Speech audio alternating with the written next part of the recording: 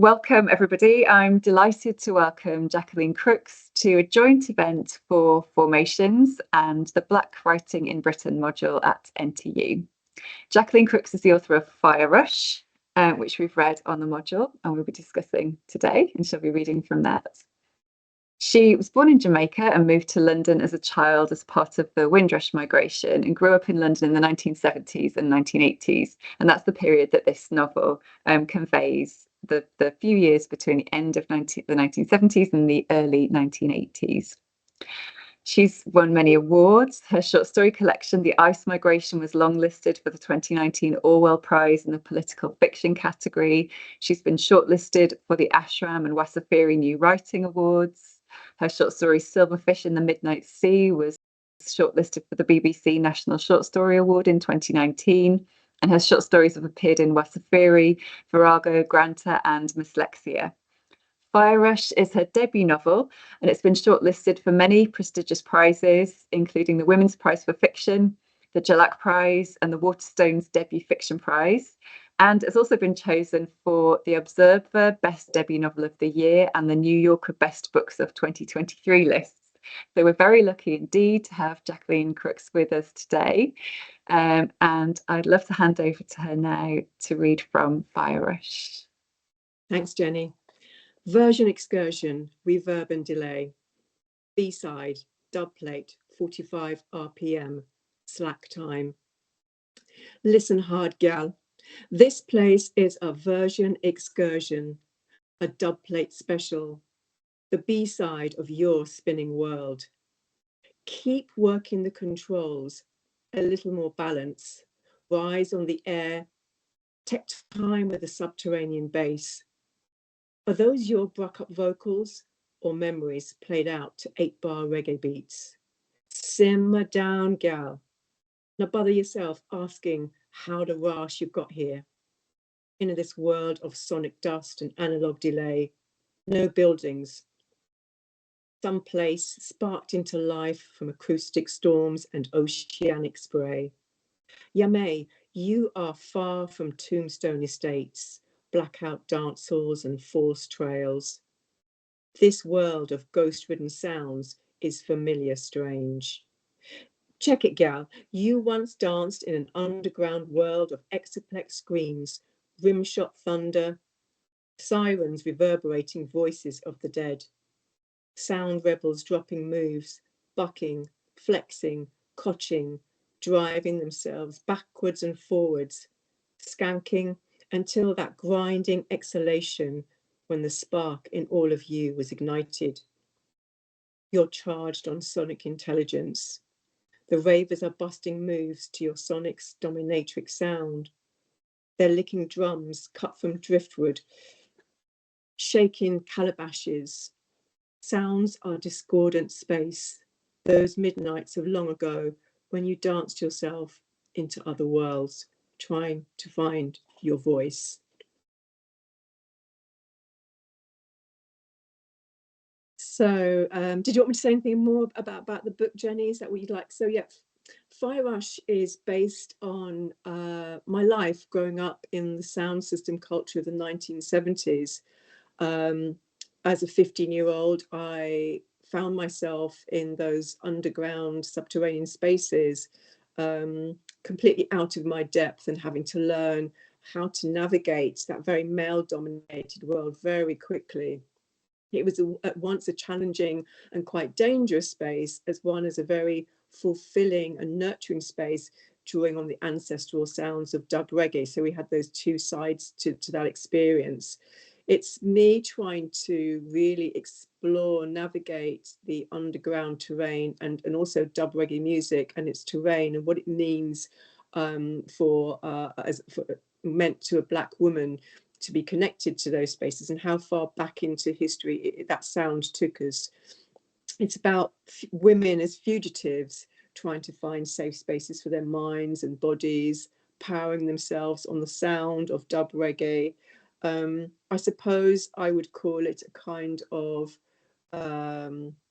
resistance writing, revenge writing, an exploration of experience as well. So people often ask me, how much is it fact and how much is fiction? Very difficult to say. I would just say it's, you know, it's most of the experiences are ones real experiences that I'm looking back on and trying to explore through new situations. But it's very much putting a woman's perspective at the forefront, because dub reggae, really, we hear about it, that's world for men, male writers, but we don't often hear about it from the perspective of women who are in that space and time. So it's a book that I hope will start artistic conversations with other women who were from that era, or who are connected to that sound in some way. So yeah, I'm hoping the book is an artistic conversation.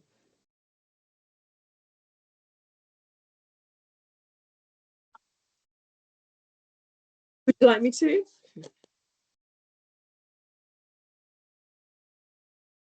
Okay, I'll read them from chapter 1, right at the beginning. Follow the smoke. 1 o'clock in the morning, hot foot, all three of us, stepping where we had no business. Tombstone estate gals, Caribbean, Irish. No one expects better. We ain't it, but we sure ain't shit.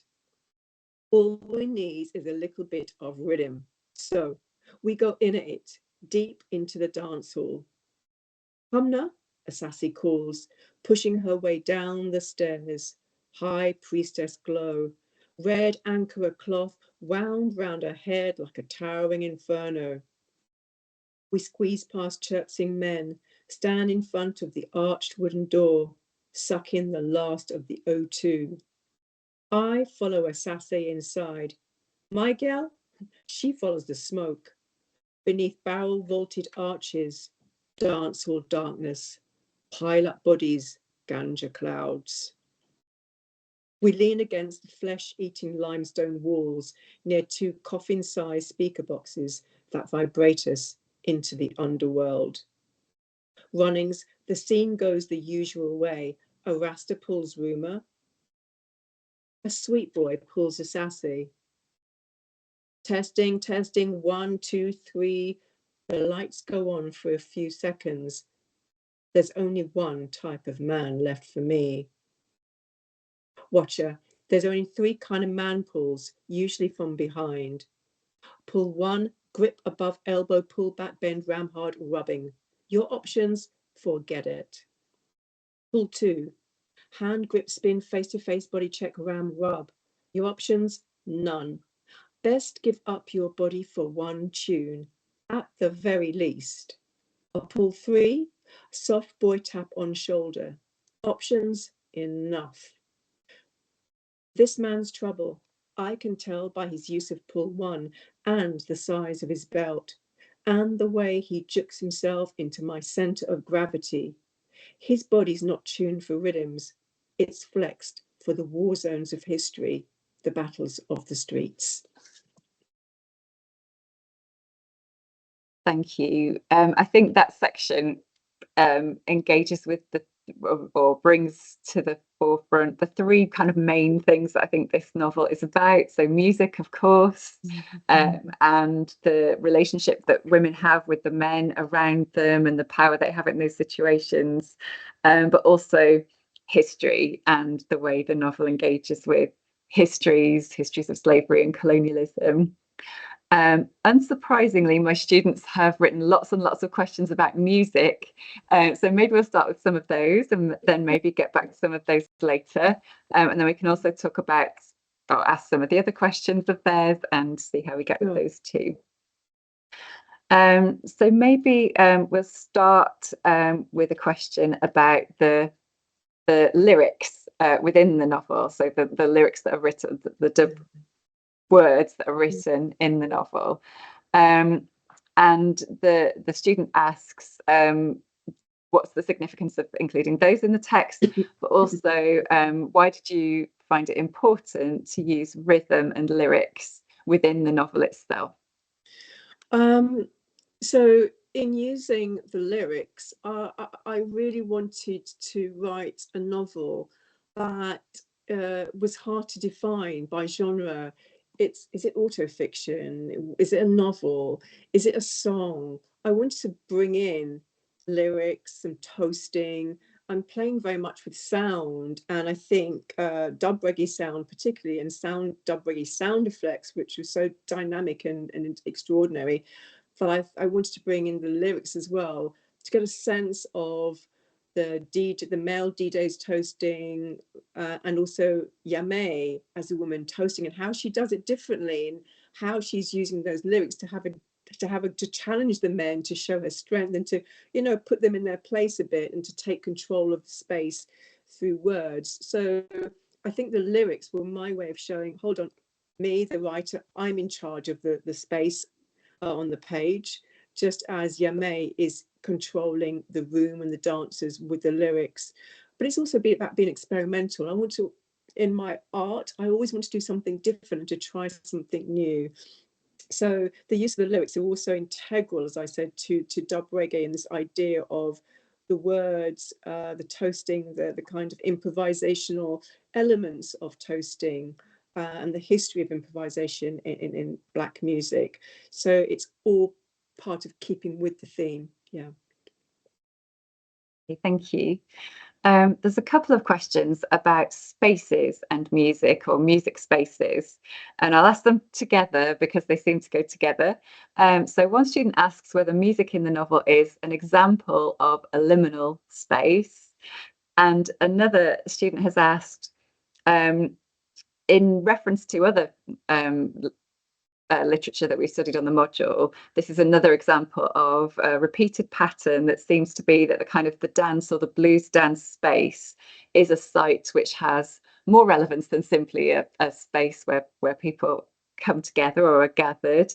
And the student asks whether they, for you, those spaces are sites of spiritual or communal togetherness, or the site of violence and danger, which also seems to be the case, and whether this is inevitable in some way or whether it's an intention. So I think that student is asking whether the dance space or the blues dance space is inevitably a space where violence and spiritual and communal togetherness come together, or whether you have represented those spaces in your novel as spaces of that kind of conflicting usage. Yeah. Space, liminal space, yes, it's deliberately a representation trying to create this idea of a liminal space, particularly in book 3, where we go back home to Jamaica.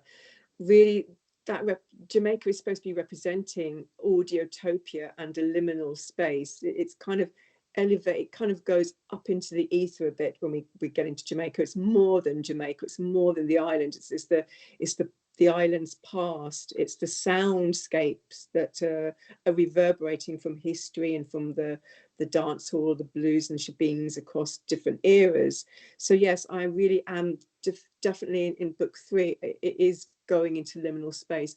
Of course, in book 1 in the underground, that's also liminal space. But I think most certainly in book 3, I'm really with intent saying, look, this is a liminal space. It's where, you know, migrants and diaspora, we exist in a way where we struggle to find sites of belonging, and we find it in the sound. And where does the sound go? It's hovering in that liminal space. So yes, definitely it's liminal space there. In terms of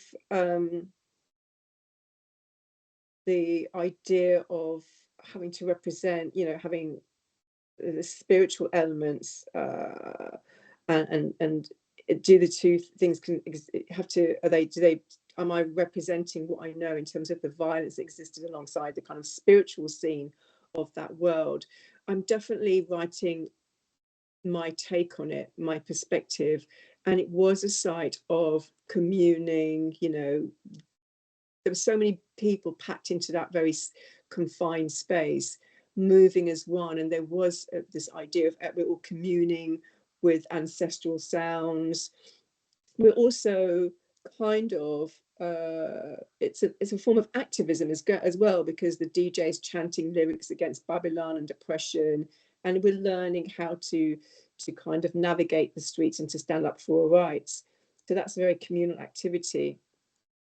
And yes, within that space, we're fighting against oppression, and where there's oppression, there's going to be violence. You know, I think people who've had violence perpetrated against their own bodies and minds, there are those who are going to, you know, get caught up in that cycle. And so I think also inevitably, one can't exist without the other in a way. Those sites of fighting against oppression and drawing on spirituality, there is going to be violence there, because the thing we're fighting against, it's within us as well. So I'm both representing what I know, and also I carried out consultations with other women of that time to make sure it wasn't just my perspective and take on those issues. Yeah. Might be a good opportunity to ask one of my questions now, which seems to lead on nicely from that, and then we'll get back to music as well a little bit more. When I read the book the second time, I think I felt like the way violence was represented in the text seemed to me very much like a question of the capacity of violence, or what it in an individual, or what it means to commit an act of violence. Like the book was trying to engage with what violence means, what it's for, what its purpose is, its impact on others, its personal cost, and whether all forms of violence are the same. And it seems to me a little bit like, not the same kind of book as Crime and Punishment, but that same kind of almost the protagonist, it's almost as though she is in a position of vulnerability where she then has to test her capacity for violence and wonder what violence means to her. And I wondered what you hoped readers would take away in relation to violence as a broad theme, or possibly in relation to the way Yamei commits violence. What do you want your readers to think about her in relation to violence? Yes, I'm definitely exploring, I mean, violence in a lot of most of the segments of the book. It is me trying to really get a handle on violence. I've experienced sexual violence as a child and young woman. And so me writing this book is me writing from a distance now, and looking back thinking, why did that person do it? What were the effects? What caused them to be violent? So I'm at once trying to be a bit more objective with the benefit of time, but also still in that time as well, and seeing it with a magnifying glass, really close up. I wanted to try and be very neutral. I really wanted to understand it from the perpetrator's perspective. What are the conditions? What are the pressures that causes somebody to commit an act of violence? Is it, you know, nature, nurture, history, all those things, without diluting the seriousness of that act and its impact on Yamei, on the other women in the story. And I'm also trying to show through Yamei's act of violence, I'm asking the question, is there justification, you know, for her continuing this cycle of violence? Is there some, because she'd done it another way, did she have any choice, or was she under the same pressures as the perpetrator in a different kind, from a different angle, of course? But I'm also, I think I'm asking other women, you know, going back to your previous situation, would you consider doing something like Yamei? What was the answer? How do you deal with relentless violence, and you're trying your best to get away from it, and everywhere you go, you can't find a site of safety? What do you do?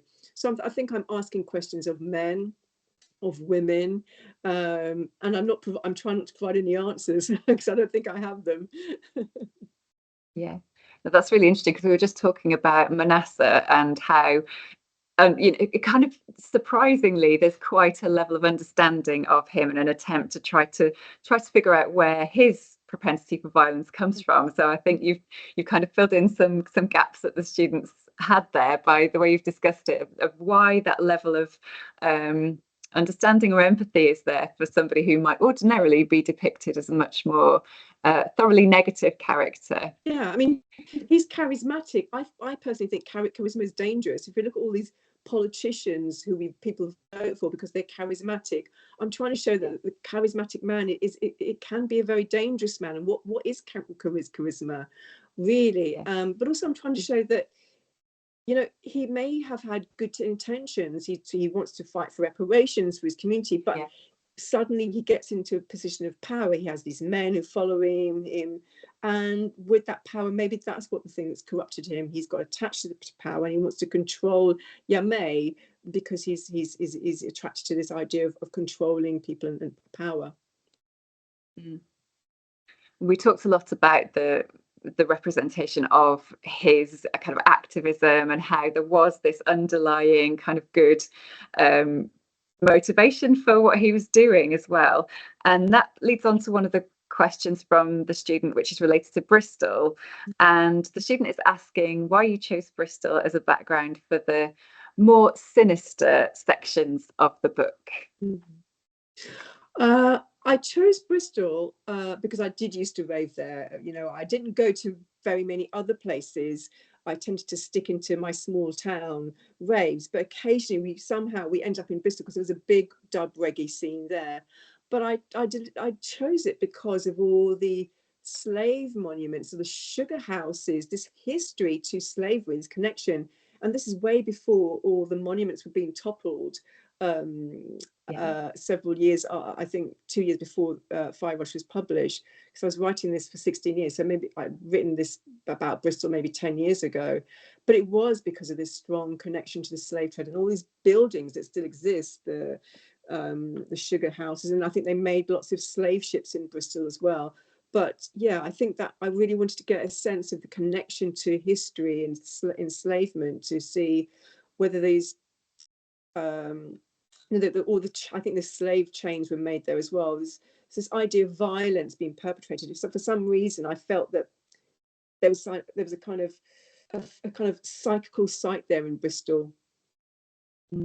It's really interesting, of course, because most of the kind of Black British texts are set in London. So it's always interesting for us to find texts which are not taking place wholly in London, as London is the centre of everything. And it's I'm sure there are other texts set in Bristol that deal with these themes, but I can't think of many at the moment. So yeah, that's really interesting. Yeah, I also think I like to, as a writer, I like to take the story to as many different landscapes as possible. I think I like the adventure of reading outside of one place and time.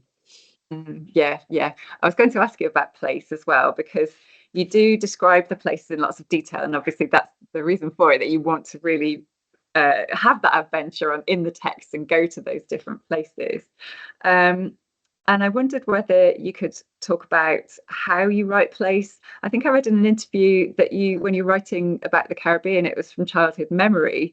So maybe you could talk about how you write places, how you research them, any kind of challenges or opportunities of writing about a place from a distance, or whether you sometimes go to those places to write them. I think it's a huge advantage to be writing about these spaces with so much time between me having been there physically, you know, writing about the dub reggae underground scene, writing about Jamaica. I haven't been back to Jamaica for, like, I think 25 years.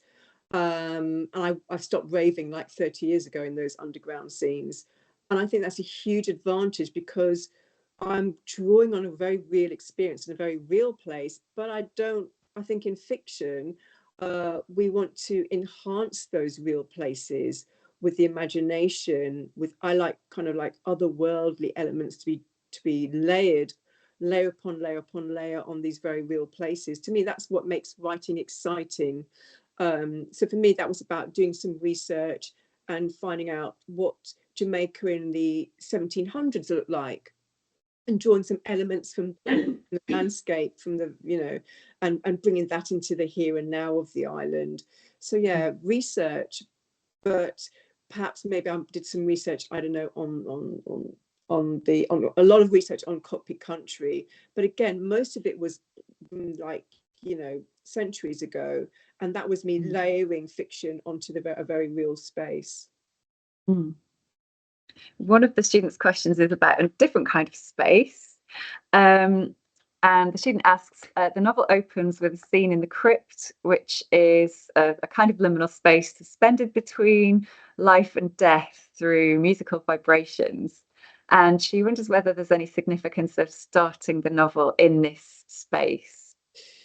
Yes. I think there were two reasons I started there. One, when I started to think about writing about my experiences in writing this book, that is where my mind kept going. That was my first memory of, oh my God, yeah, we used to dance in the crypt. Wow, this is worth writing about. But also that space, that the crypt, which is a very real place that we danced in, it signifies in a way how we we were like spirits. We were kind of like ghosts in the era. We were migrants. We weren't connecting with mainstream society. We weren't going to the mainstream spaces. We were excluded from those spaces, and we have to go underground. We became very ghost-like. We were in the dark. It's 12 o'clock in the midnight until 6 in the morning. We were invisible. We couldn't be seen. We couldn't be heard. So yeah, it was important to start there to show that we weren't really living our full lives back then as migrants in the 60s and 70s. I think we might move to a couple of more kind of light-hearted questions now. So one question is, do you write with music playing in the background, or do you write with music in your memory? And if so, do you have any particular music that you recall or that you listen to when you're writing? Yeah, I mean, when I was writing this novel, the first, I don't know, 5 or 6 drafts, I wrote definitely to music, dub reggae music. I am definitely a writer who writes to music. And if there isn't music playing, then there's music in my head. And usually a melody comes into my head before the actual word. So for words to start getting onto the page, I've got to have a melody going on. Either it's music I'm playing or music in my head that I'm singing to and bouncing away to. I think music and words are cousins. To me, they're connected. They're one and the same. I don't think I can write without music of some kind. I've always got a melody. As I'm writing sentences, there's got to be a melody coming up out of those words that I get onto the page. So yeah, I think I'm a frustrated musician ultimately, and I use that frustration to write. And I think there's something powerful about doing something you can't do and channeling in something that you can do, and seeing the explosion of that real intensity of desire to sing or to play an instrument or something, and what happens to the words and the writing. Yeah, that's fascinating. It's fascinating to imagine that writing process having music at its core all the time. And it explains how, as we were talking about earlier, just how convincing the music is on the page. And it's very rare, I think, to read a book about music which is very convincing and which really feels like you can feel that music and you know that the writer knows that music and lives that music. Yeah, I think as a writer, if you conjure the energy of something by any means you can, I think it will translate onto the page. So if you're conjuring the image, you want this landscape and or this music, and you do whatever you can to bring that energy. Maybe you see it, maybe have your mood board or whatever, you play the music or you watch the film or the video. I think it somehow will impact on the words and get onto the page. Yeah. So how important do you think it is for your readers to know the music that you're writing about? Because I know that some of my students are very familiar with the music, but some are not at all. And in the broader readership, that's likely to be replicated by people who want to read your book. Some of them will know this music, and that's probably why they found the book. Others will like the idea of reading the book. I think the story sounds fascinating, but they won't know the music. Do you think they need to know the music or should go out and find out about the music? Yeah, I think it's very much one of my aims in writing this book was to introduce people to dub reggae, because I think a lot of people don't know dub reggae. They know reggae, but they don't know dub, and dub is so different to reggae. But it's just it's such a unique sound. It's kind of ghostly, it's ethereal, it's so many things. It's transformative, it's music that you feel, you don't just listen to it, you feel it, it embodies you embody the music. So yeah, it's integral. I do hope that readers will go out and engage with it, and that's why the playlist is there as well. I want people to be intrigued and think, what is this music, and go out and listen to it. And yeah, I think it's important to. I think you will understand the book on a different level if you listen to at least one dub reggae track. Brilliant, thank you. In terms of the structure of the novel and the structure of the story, it felt to me like there was an opportunity to write a lot more about the protagonist's mother, the journey to find out more information about her, maybe that gap that's unknown about what happened in her life. And I wondered whether you were tempted to write the novelist 2 novels and focus more on that one, or whether that might be a follow-up project, or whether you feel that story is complete. Yeah, I very much wanted to have the reader bring their own creativity and fill in the gaps themselves. When I read a novel, I don't want everything answered. I don't want to know everything. I think it's in life, some things will always remain a secret, or they'll always remain. I think my life is full of mysteries. I'm still trying to unravel certain things now, and I think that's how most people's lives are. Every family has their, things that one person knows that not everyone knows. So I very much wanted to have this air of mystery still hovering around, these kind of hauntings, if you like, hovering around the novel itself. And I definitely wouldn't be writing a part 2. I think the story ends there, and I would like the readers to kind of come to their own conclusions. Okay, because yeah, I think I'd love to hear more about that that mother's story in her life, but we'll just have to fill in that gap for ourselves. I would say that my books are all connected. The ice migration to the latter part, if you start to read, there is a scene in the crypt, and that's where the red fire rush picks up. And then the novel I'm just kind of completing now, it very much picks up from Fire Rush, but it's a different kind of music, it's different characters, but there is a connection there that you may be able to draw to pick up some of the threads of that are left hanging in Fire Rush. Right, brilliant. When do you expect that novel to be published? Oh my gosh, maybe 2025, 2026. Yeah. Okay, great, brilliant. So I'll be able to set that on the module in a few years' time. Okay. About your kind of writing career, I suppose you've been nominated for lots of awards and you've had lots of recognition for this. I wondered whether you could talk about what that means for you. On the module, we do discuss things like prizes and bestseller lists and recommendation lists and things like that, and what that means. And I wondered whether you can think about how you feel about those kind of mysterious, strange things, whether it has an impact on your career choices, how much it will have an impact on your visibility, do you think, as a writer, how much you value such awards? Yeah, I don't consider myself a career writer, so I think I'm very different. I run my own business. I work in the charity sector. I'm on the ground. I'm, at the coalface, and that's what I do, like 6-7 days a week. I do all my writing, pack it in very early hours of the morning. It feels like I'm in a liminal space when I'm writing. So it's been a very strange process to be writing a book for 16 years, and suddenly you've got to go out and engage with audiences and be shortlisted for prizes and be acknowledged and have a kind of like a spotlight on you. It's really nice to be shortlisted and longlisted for prizes, mainly because one of my aims was in writing this was to kind of really raise Jamaican Caribbean culture and vernacular in particular, and say, actually, this is high culture. And so when Fire Rush is longlisted or shortlisted, I think, great, then Caribbean culture is being, writing in Jamaican vernacular is not low culture. It can be high culture. So I feel positive about it, prizes in that respect.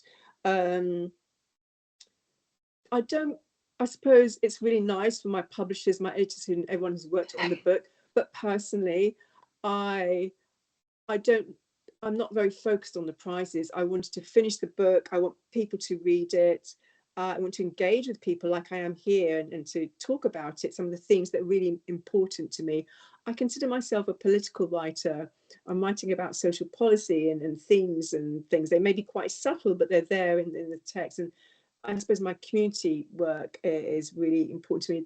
I don't like to identify myself as a writer or community activist, but if I had to choose one, it'd be more like a community worker, I think. And writing is just one way of getting some of those issues out there. Mm-hmm. That's really interesting. And one of the issues that you refer to throughout the text, of course, is slavery and the history of slavery. I wondered if you could talk a bit more about that. On the module, we discuss how writers represent slavery, whether they choose to or not, and also the kind of implications of publishers who makes demands on writers to represent things like slavery. And I wondered whether you can talk about your decision to represent that history in the novel, and also the choices you made about who discusses slavery and how they discuss it as well. Actually, I didn't ever make a decision to kind of bring in those elements. I always thought I would not bring in issues of enslavement because it feels like such a sensitive issue. I didn't know if I could handle it well enough, but it crept in of its own accord. Those enslaved women, you know, jumping off the slave ships. Those ideas just came. I thought, okay, let's go with it, and they just kept on building and building. So, I think it just shows me I'm so connected to that history. I cannot separate myself from that history, even if I tried. And I suppose that comes of having grown up in a household with my grandparents who were closer to enslavement, and in the way they lived their lives and its effect on them. I could still see it, and it's like a vibrational force almost. And I think it's, for me, my connection to that spiritual element of my family.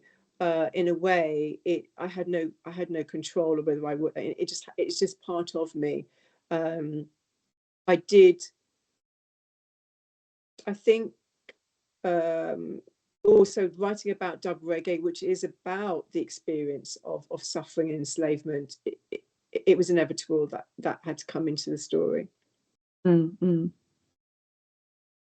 I have really just, I think, a final question, which is a very big one, and it might be that you would like to do another short reading, perhaps in part response to this question, which is one of my students' questions. And it's the very broad question, really. What do you hope readers will take away from Fire Rush after reading it? Oh my gosh, that's a really difficult question, because there's so many. I wrote this book for so many reasons. Maybe it was about, for women to question their sense of belonging. Where do they belong? And also what they do with their rage. You know, in Fire Rush, we have Asase, who's very out there. She's very assertive. Yame is quite passive. But they're both holding on to rage in different ways. And I think I wanted to ask the question of women: what do you do with your rage? How do you channel it? Yame ultimately finds a way to channel it through DJing and toasting and making music. But if she hadn't found that, she could have just internalized that rage even against herself in some way. So I think I was asking myself, what do I do with my rage? And I think part of my rage, I channel it through writing stories like this. So I think I wanted readers to ask themselves the question: what do you do with your rage? Yeah. And I suppose that's definitely directed at women. Yeah. Yeah, interesting. Thank you. Is there something that you'd like to read to finish the? Yeah.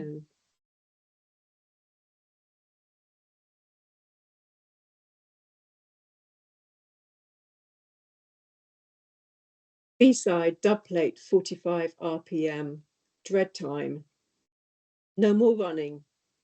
Your sonic's dominatrix, popping style on the decks, head top lyrics, sometimes singing, dropping guerrilla uprising rhythms. Lock off.